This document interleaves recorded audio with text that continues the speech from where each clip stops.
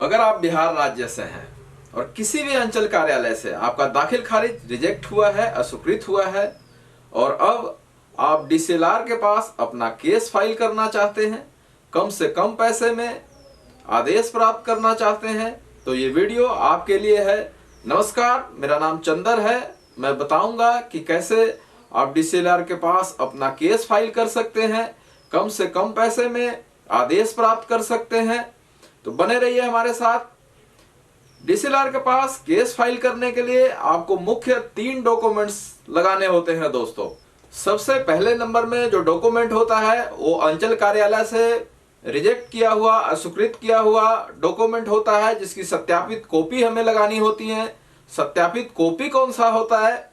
जो अस्वीकृत किया गया हो उसके प्रिंट आउट के ऊपर आप बिहार सरकार का 10 रुपये वाला कोर्ट फी का टिकट लगाएंगे और उसके ऊपर अंचल कार्यालय द्वारा स्टैंप और मोहर लगाकर साइन करके आपको दिया जाएगा। इसको सत्यापित कॉपी बोलते हैं। जो अस्वीकृत किया हुआ है उसका नकल बोलते हैं, सत्यापित कॉपी बोलते हैं दोस्तों। ये 1 नंबर का डॉक्यूमेंट आपका रेडी हो चुका है दोस्तों। इसके लिए आपको कोर्ट से जहां स्टैंप पेपर बिकता है उनको आप बोलेंगे तो इस तरह की आपको टिकट दे देगा। 10-10 रुपये वाले की आप 10 टिकट ले लेंगे दोस्तों। और नॉन जुडिशियल स्टैंप, जो स्क्रीन पे आप इसकी फोटो भी देख सकते हैं, 100 रुपये का ये नॉन जुडिशियल स्टैंप पेपर ले लेंगे। जब आप नकल निकालने जाएंगे सत्यापित कॉपी की अंचल कार्यालय में, तो वहां पे आपको इस चीज की मांग हो सकती है और इस तरीके से आप सत्यापित कॉपी प्राप्त कर पाएंगे। अब दूसरे डॉक्यूमेंट पे चलते हैं दोस्तों। दूसरा और सबसे महत्वपूर्ण जो डॉक्यूमेंट है वो ड्राफ्ट है दोस्तों। और ये ड्राफ्ट कैसे तैयार करेंगे? सबसे ऊपर आप लिखेंगे भूमि सुधार उप समहर्ता की अदालत में। उसके बाद जगह का नाम लिख देंगे, जो सी जगह आपके डीसीएलआर महोदय बैठते होंगे, भूमि सुधार उप समहर्ता महोदय बैठते होंगे, वो जगह लिख देंगे। हमारे सीतामढ़ी में 3 अनुमंडल है, हमारा सीतामढ़ी सदर में पड़ता है, तो इसलिए हम लिखेंगे भूमि सुधार उप समहर्ता की अदालत में सीतामढ़ी सदर। उसके नीचे थोड़ा सा स्पेस छोड़ देंगे और वहां लिखेंगे केस संख्या, फिर आगे डॉट डॉट वर्ष लिख के फिर डॉट डॉट छोड़ देंगे। क्योंकि अभी हमें केस नंबर नहीं मिला डीसीएलआर महोदय के यहाँ से, जब केस नंबर मिलेगा तो यहाँ पे केस नंबर लिखा जाएगा। उसके नीचे हम लिखेंगे जमाबंदीदार रैयत और आगे 1 नंबर लिख के डॉट लगा देंगे दोस्तों। और जमाबंदी रैयत के साथ विक्रेता का क्या संबंध है, वो कहाँ रहता है, उसका स्थायी पता लिखेंगे दोस्तों। दूसरे नंबर में आप लिखेंगे अपीलकर्ता, 2 नंबर वहां डॉट लिख के आगे लिख देंगे कि क्रेता के साथ अपीलकर्ता का क्या संबंध है और कहां रहता है, उसका स्थायी पता लिखेंगे दोस्तों। तीसरे नंबर में आप लिखेंगे विपक्षी पक्ष। विपक्षी पक्ष में जिनके द्वारा आपत्ति लगाकर आपके केस को, म्यूटेशन को अस्वीकृत किया गया है, उनका नाम लिखेंगे। अंचलाधिकारी भी लिख सकते हैं। अगर अंचलाधिकारी ने रिजेक्ट किया है, स्वीकृत किया है, तो अंचलाधिकारी महोदय सुप्री सीतामढ़ी या जो भी आपका अंचल कार्यालय होगा उसका नाम और स्थान लिखेंगे दोस्तों। और ये 3 लोगों का परिचय आपने विस्तार से लिख दिया। अब उसके आगे लिखेंगे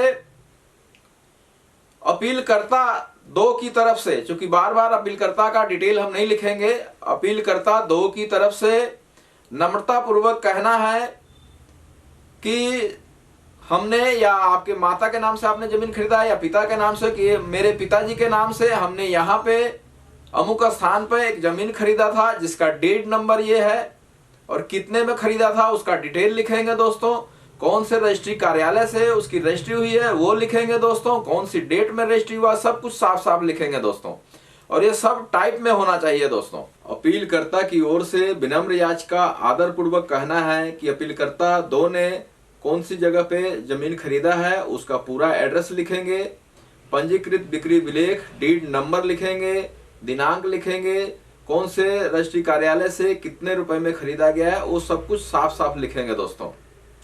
उसके बाद लिखेंगे कि जिसका विवरण पूरी तरह से नीचे अनुसूची में वर्णित है। अपीलकर्ता के लिए विचाराधीन संपत्ति जिसने इस डेट को कानूनी वैध वास्तविक पंजीकृत बिक्री विलेख के आधार पर और उक्त बेची गई संपत्ति के भौतिक कब्जे के आधार पर उत्परिवर्तन के लिए आवेदन किया है, लेकिन विद्वान अंचल अधिकारी, जौन सी जगह पे अंचल अधिकारी होंगे वहां का आप एड्रेस लिखेंगे, सुप्पी हो, रीगा हो, मेजरगंज हो या जौन सा भी जगह हो, वो लिखेंगे कि वास्तविक स्थिति पर ठीक से विचार किए बिना केस नंबर का जो आपत्ति लगा होगा वो आपत्ति लिख देंगे और लिखेंगे कि उन्होंने किसी भी तरह का सूचना, किसी भी तरह की जानकारी अपीलकर्ता को दिए बगैर अपीलकर्ता के पीठ पीछे आदेश पारित कर दिया। विद्वान अंचल अधिकारी सुप्पी या मेजरगंज जो सीतामढ़ी उत्परिवर्तन के कानून की प्रक्रिया का पालन किए बिना दिनांक इतने को अपीलकर्ता की प्रार्थना को खारिज कर दिया गया।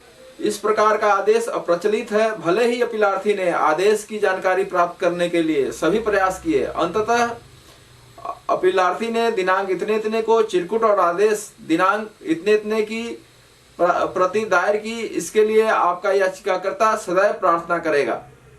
इतना लिखने के बाद आप नीचे अपीलार्थी के नाम पर दाखिल खारिज के लिए जो जमीन होगा उसका अनुसूची बनाएंगे दोस्तों। और इस तरीके से आपका ड्राफ्ट बिल्कुल तैयार हो गया है दोस्तों। अब तीसरा और लास्ट जो डॉक्यूमेंट्स है उसकी ओर चलते हैं दोस्तों। तीसरा जो सबसे लास्ट में जो डॉक्यूमेंट है वो डॉक्यूमेंट एफिडेविट है दोस्तों।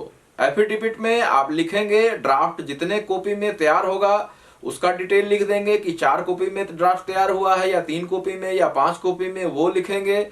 अपना नाम और अपना पता लिखेंगे प्रॉपर, और ये भी लिखेंगे कि जितने भी डॉक्यूमेंट इसमें सबमिट किए जा रहे हैं वो मेरे ज्ञान और विश्वास के अनुसार बिल्कुल सही है।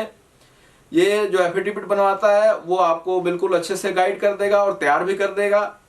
अब इन सभी डॉक्यूमेंट को लेकर 3 डॉक्यूमेंट आपके तैयार हो गए हैं। एक पहला डॉक्यूमेंट आपका तैयार हुआ है, नकल सत्यापित कॉपी मिला है अंचल कार्यालय से, वो हो गया। दूसरा आपका ड्राफ्ट हो गया और तीसरा जो कॉपी है वो एफिडेविट हो गया दोस्तों। अब इन सभी डॉक्यूमेंट को लेकर आप डीसीएलआर महोदय के कार्यालय में जाकर भी केस फाइल कर सकते हैं। उनको देंगे तो वहां जो कर्मी होते हैं वो डॉक्यूमेंट ले लेंगे और आपको 2 दिन 3 दिन के अंदर में केस नंबर दे देते हैं दोस्तों। और दूसरा विकल्प है कि मिलते हैं कंप्यूटर स्क्रीन पे।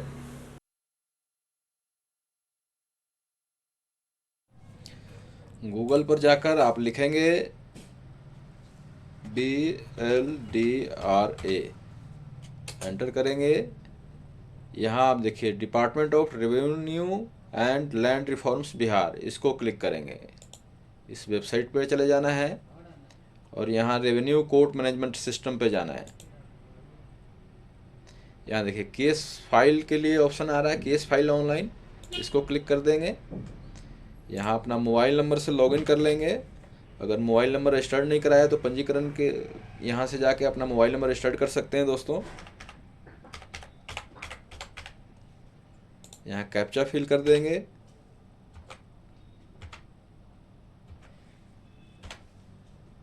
साइन इन करेंगे। यहाँ OTP के जरिए आपको साइन इन करना होगा।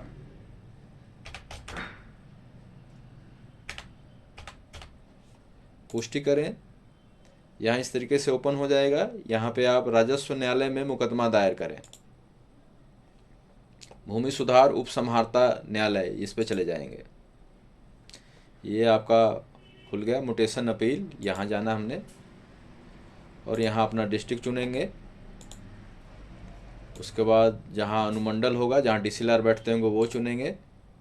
और यहाँ जौन सा आपका अंचल है जहाँ से रिजेक्ट हुआ है वो अंचल में जो केस नंबर था वो लिखेंगे। यहाँ केस नंबर नहीं सॉरी म्यूटेशन केस ईयर, कौन से साल में रिजेक्ट हुआ है वो चुन लेंगे। प्रोसेस पे क्लिक करेंगे। देखिए आपका सारा डिटेल जो है वो यहाँ शो हो रहा है। देखिए स्टेटस लिख रहा है रिजेक्टेड केसेस, रिजेक्ट हो रखा है। यहाँ पटिशनर का नाम लिखेंगे और मोबाइल नंबर डालकर वेरीफाई कर लेंगे दोस्तों। फिर से OTP जाएगा।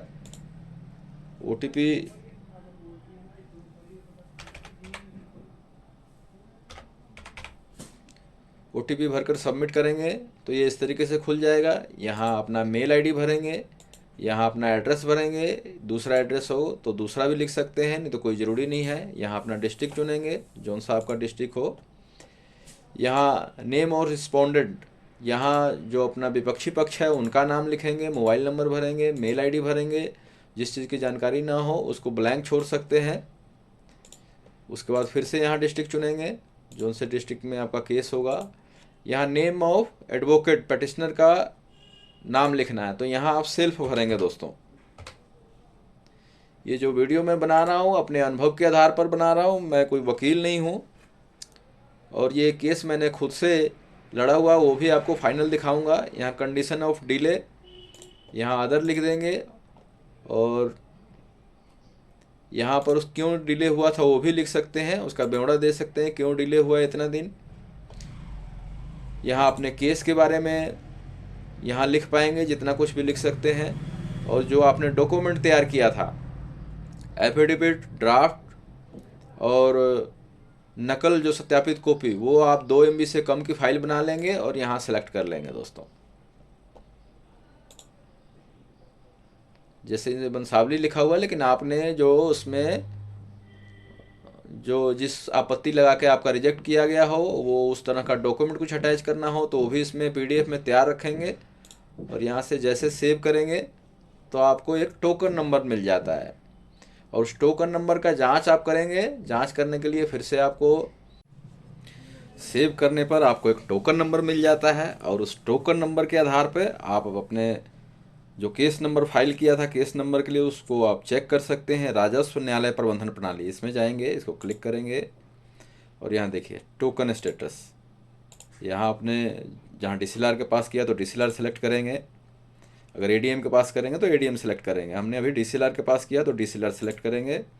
और यहाँ बिहार भूमि दाखिल खारिज अधिनियम 2011 अपीलवाद, यहाँ टोकन नंबर भरेंगे और सर्च करेंगे तो यहाँ स्टेटस देख पाएंगे। अभी मेरे पास टोकन नंबर नहीं है क्योंकि मैंने सबमिट नहीं किया।